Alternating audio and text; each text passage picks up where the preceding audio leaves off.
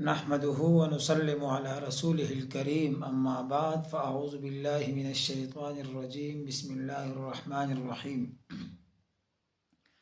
سیرت النبی صلی اللہ علیہ وسلم کا سبق نمبر 83 ہے۔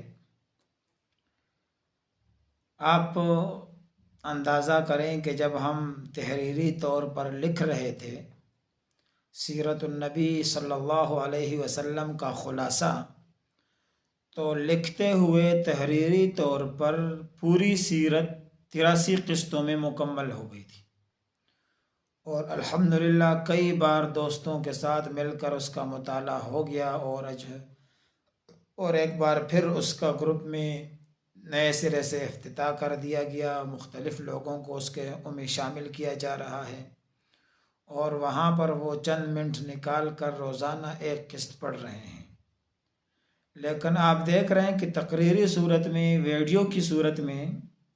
بیان کی صورت میں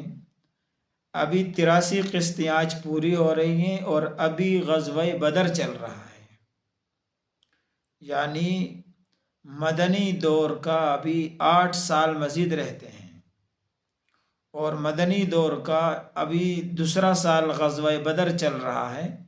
اور نام معلوم کہ کتنی اور ویڈیوز بنانی پڑیں گی، اور ہم سیرت النبی صلی اللہ علیہ وسلم کا یہ تقریری سلسلہ مکمل کریں گے، اور اللہ سے دعا کرتے ہیں کہ اللہ توفیق دے، استقامت دے، اور اس کے ساتھ ساتھ ہمت دے کہ ہم یہ ویڈیو کی شکل میں بھی سیرت النبی صلی اللہ علیہ وسلم کا سلسلہ مکمل کر سکیں۔ آج 83 نمبر قسط ہے ویڈیو کی۔ پچھلے سبق میں آپ سن چکے ہیں کہ جناب رسول اللہ صلی اللہ علیہ وسلم نے ابو جہل کی قتل پر اللہ کی تکبیر، تحمید اور تسبیح بیان کی۔ اس جنگ بدر میں آپ دیکھیں ایک ایمان افروز صورتحال سامنے آتی ہے، اور آپ نے پیچھے دیکھا حضرت معاذ بن عمر بن جموح کس جان فشانی سے ابو جہل کے پیچھے لگے، اور ان کے ساتھ حضرت معوذ کیسے ان کے پیچھے لگے، عبداللہ بن مسعود رضی اللہ تعالیٰ عنہ کیسے سینے پر کھڑے ہوئے اور دشمن کا گلا کاٹ دیا۔ اس جنگ میں قریبی رشتہ دار مد مقابل تھے۔ اس سے پہلے یہ بات سمجھیں کہ چند لوگ ایسے تھے غزوہ بدر میں جن کے بارے میں جناب رسول اللہ صلی اللہ علیہ وسلم نے فرمایا تھا کہ ان کو زبردستی لایا گیا ہے، ان کو نہ قتل کیا جائے۔ ان میں سے ایک رسول اللہ صلی اللہ علیہ وسلم نے حضرت عباس رضی اللہ تعالیٰ عنہ کا نام لیا تھا کہ ان کو زبردستی لایا گیا ہے، ان کو نہ قتل کیا جائے۔ اسی طرح آپ نے ابو البختری کے بارے میں کہا تھا کہ ان کو بھی نہ قتل کیا جائے، ان کو بھی زبردستی لایا گیا ہے، اور یہ وہی آدمی تھے کہ جنہوں نے وہ شعبی بن ابی طالب میں بائیکاٹ 3 سالہ جناب رسول اللہ صلی اللہ علیہ وسلم کے خلاف جنگ سن نبوی میں ہوا تھا 7 میں، اس کا صحیفہ انہوں نے پھر چاک کیا تھا، اور وہ بائیکاٹ ختم ہو گیا تھا۔ حضرت عباس رضی اللہ تعالیٰ عنہ قید تو ہوئے، اور بعد میں پھر رہا بھی ہوئے، اور پھر بعد میں الحمدللہ مسلمان ہو گئے، اور بہت بڑا اللہ نے دین کا کام لیا ان سے۔ لیکن ابو البختری کو قتل کرنے سے تو منع کیا گیا، لیکن یہ وجہ یہ تھی کہ یہ رسول اللہ صلی اللہ علیہ وسلم کو اذیت مکہ مکرمہ میں بھی نہیں پہنچاتے تھے۔ ان کا سامنا ہوا مجذر بن زیاد بلوی کے ساتھ رضی اللہ عنہ، اور ان کے ساتھ ان کا ایک دوست بھی تھا۔ دونوں ساتھ ساتھ لڑ رہے تھے، تو حضرت مجذر رضی اللہ تعالیٰ عنہ نے بختری سے کہا مجھے اللہ کے رسول نے آپ کی قتل سے منع کیا ہے۔ تو اس نے کہا میرے ساتھی کے بارے میں کیا حکم ہے؟ تو صحابی نے کہا ساتھی کے بارے میں حکم نہیں ہے، منع نہیں کیا، صرف آپ کو منع، آپ کے بارے میں منع کیا گیا ہے۔ تو اس نے کہا پھر تو میرا دوست میرے بغیر کیسے جو ہے نا، میں اپنے دوست کے بغیر کیسے رہ سکتا ہوں، لہٰذا جئیں گے بھی دونوں ساتھ، مریں گے بھی دونوں ساتھ۔ تو یہ پھر اپنے دوست کی دوستی میں مارا گیا، اور چونکہ اس نے اپنی جان خود خطرے میں ڈالی تو اس لیے پھر صحابی نے ان کو قتل کر دیا۔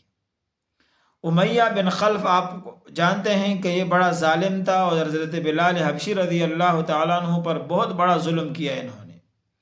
مارتے تھے ان کو، بہت زیادہ غلام تھے ان کے۔ ان کا سامنا ہوا عبد الرحمن بن عوف رضی اللہ تعالیٰ عنہ سے، اور یہ اور عبد الرحمن رضی اللہ تعالیٰ عنہ اپنے ایک ساتھ دوست تھے مکہ مکرمہ میں۔ تو یہ اپنے بیٹے کا ہاتھ پکڑ کر جا رہے تھے، اور حضرت عبد الرحمن رضی اللہ تعالیٰ عنہ ان کے ساتھ تھے، اور ان کو بچانے کی کوشش کر رہے تھے تاکہ یہ میرے قیدی بنے، بعد میں ان سے فدیہ وغیرہ لے کر ان کو رہا کر دیں گے، قتل سے بچ جائیں گے۔ لیکن حضرت بلال نے راستے میں دیکھا، اور حضرت بلال نے کہا ہو خدا کا دشمن، اس نے تو مکہ مکرمہ میں مسلمانوں کی بڑی مخالفت کی ہے، مجھے بڑا ستایا ہے، اور پھر آپ نے جو ہے نا ہو کفار کا یہ تو سرغنہ ہے، امیہ بن خلف بچ نہیں سکتا، یا میں رہوں گا یا یہ رہے گا۔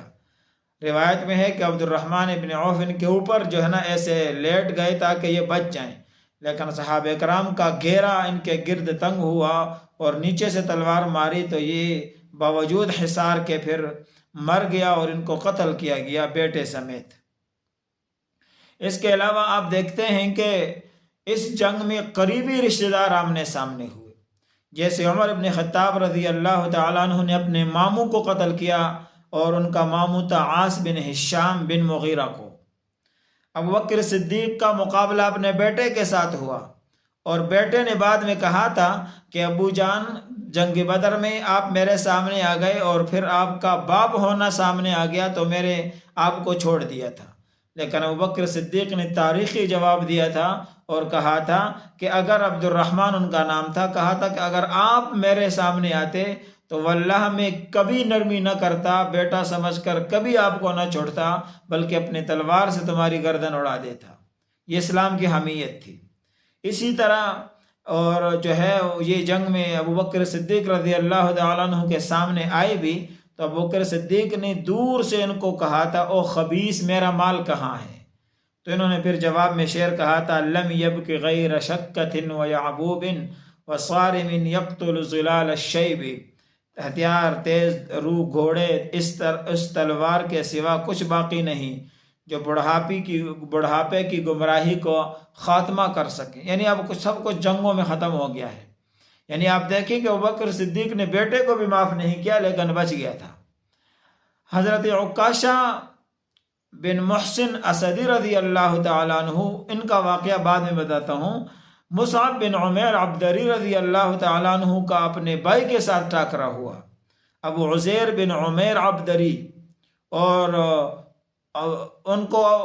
جو ہے نا معاف نہیں کیا، ان کو قید کر کے لے گئے، اور ان کو جب قید کیا گیا تو کہنے لگے کہ ان کی قید سے آپ کو بڑا فائدہ ہوگا، ان کی ماں بڑی مالدار ہے، اور یہ جو ہے آپ کو بڑا اچھا فدیہ دیں گے، اور ان کو قید کر کے اپنے ساتھ لے جائیں۔ مصعب بن عمیر رضی اللہ تعالی عنہ ان کو اپنے ساتھ تو لے گئے، لیکن پھر اس کے بعد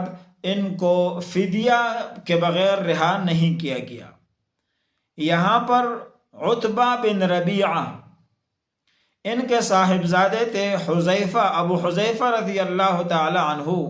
یہ مسلمانوں کی طرف سے ہیں بیٹے، اور باپ جو ہے نا یہ کافروں کی طرف سے ہے۔ باپ کو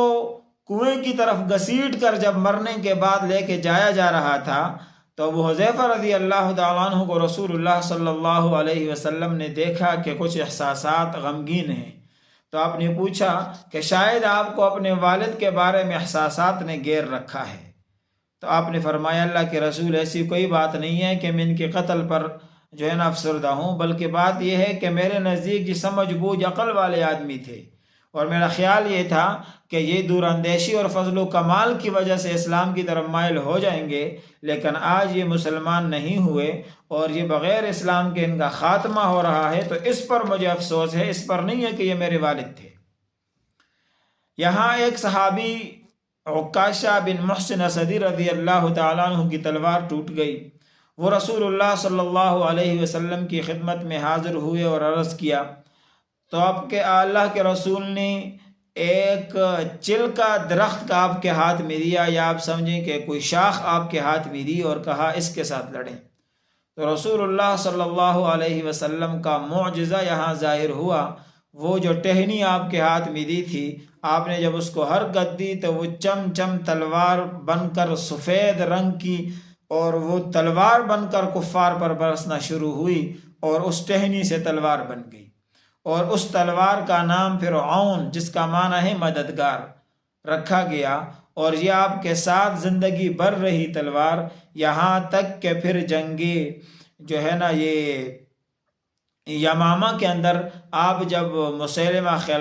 کذاب کے خلاف لڑ رہے تھے، اس وقت آپ شہید ہو گئے، اور اس وقت تک آپ کے پاس یہ ڈنڈا رہا، یہ تلوار رہی، اور اس کے بعد پھر دوسرے لوگوں کے ہاتھ چلی گئی۔ تو آپ دیکھ رہے ہیں کہ کیسے اسلام کے لیے قربانیاں دی جا رہی ہیں۔ یہاں نظریے کی بات ہے، نظریے پر کمپرومائز نہیں ہوتا، یہاں قیادت ایسی ہے کہ اس کو چھوڑا نہیں جا سکتا، یہاں نظریہ ایسا ہے کہ اس کو چھوڑا نہیں جا سکتا، اور یہاں مفادات کا ٹکراؤ نہیں ہے، یہاں مفادات کی لالچ نہیں ہے، اس لیے اپنی جان کو خطرے میں ڈال کر کسی کی پرواہ کیے بغیر لا یخافون لومۃ لائم، اور وہ فقط اعلاء کلمت اللہ کے لیے لڑنے والی جماعت تھی۔ اس لیے جنگ بدر میں لڑنے والوں کے بارے میں اللہ کے رسول نے ارشاد فرمایا، تم سب کو بخش دیا گیا ہے اور تمہیں جنت میں داخل کر دیا گیا ہے۔ اس کے بعد پھر مقتولین کتنے ہوئے مسلمانوں کے اور کفار کے، انشاءاللہ پھر یہ آئندہ کی سبق میں ہوگا، اور یہ بھی ہوگا کہ مکے میں پھر خبر پہنچ گئی شکست کی۔